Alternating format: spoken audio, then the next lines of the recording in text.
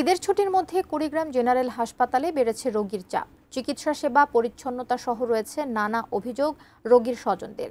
বিস্তারিত জানাতে কুড়িগ্রাম জেনারেল হাসপাতাল থেকে সরাসরি যুক্ত হচ্ছেন প্রতিনিধি মনোয়ার হোসেন লিটন।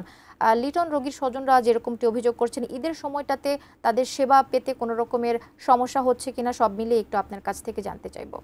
আপনি যেমন বলছিলেন যে ঈদের এবার যে দীর্ঘ 10 দিনের ছুটি, এই 10 দিনের ছুটিতে কুড়িগ্রাম জেনারেল হসপিটালের যে সেবার মানটা নিয়ে এখানে যারা রোগীর স্বজনেরা আছে তাদের সঙ্গে আমি কথা বলেছি। বিস্তর অভিযোগ তারা যেটা বলছে, যে বিশেষ করে শিশু ওয়ার্ড থেকে শুরু করে অন্যান্য যে ওয়ার্ডে মানুষেরা আছে তাদের স্বজনদের অনেকে এখানে অনেক অভিযোগ করছে। বিশেষ করে অনেকে বলছে যে গতকালে সন্ধ্যার পর অনেকে এসেছেন, অনেক বড় ধরনের সমস্যা নিয়ে এসেছেন, তবে এখন পর্যন্ত ডাক্তার বা অন্য বড় কেউ তাদের রোগীদের দেখেনি, এমন অভিযোগ অনেক করছে। সেই সঙ্গে এখানে আরও যে অভিযোগগুলো আছে সেটি হচ্ছে পরিচ্ছন্নতার। আমরা দেখেছি যে এখানে টয়লেট থেকে শুরু করে বা ওয়ার্ডে বা অন্যান্য জায়গাতে অনেক অপরিচ্ছন্ন জায়গায় তারা আছে।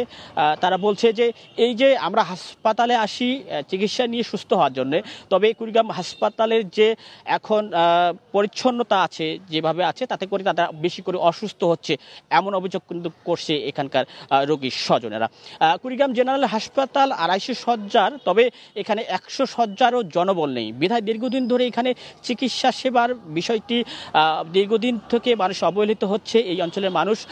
আমি তত্ত্বাবধায়ক শুরু করে আরামের সঙ্গে কথা বলেছি, তারা বলছে যে আমরা চেষ্টা করছি আমাদের জনবল বাড়ানোর জন্য। দীর্ঘদিন ধরে আমরা মন্ত্রণালয় বা বিভিন্ন জায়গায় তাদের সংকটের কথা জানাচ্ছেন, তবে এখন পর্যন্ত এই সংকটগুলি তারা নিরসন যে হবে সেটার তারা পারেনি বিধায় কুড়িগ্রামে যে আসলে মানুষ চিকিৎসা সেবা থেকে অনেকটাই বঞ্চিত হচ্ছে, এরকম অভিযোগ রোগী বা রোগীর স্বজনদের।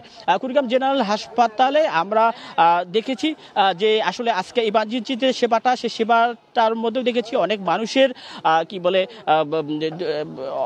দেখেছি যে তারা বিভিন্ন ভোগান্তিতে পড়েছে।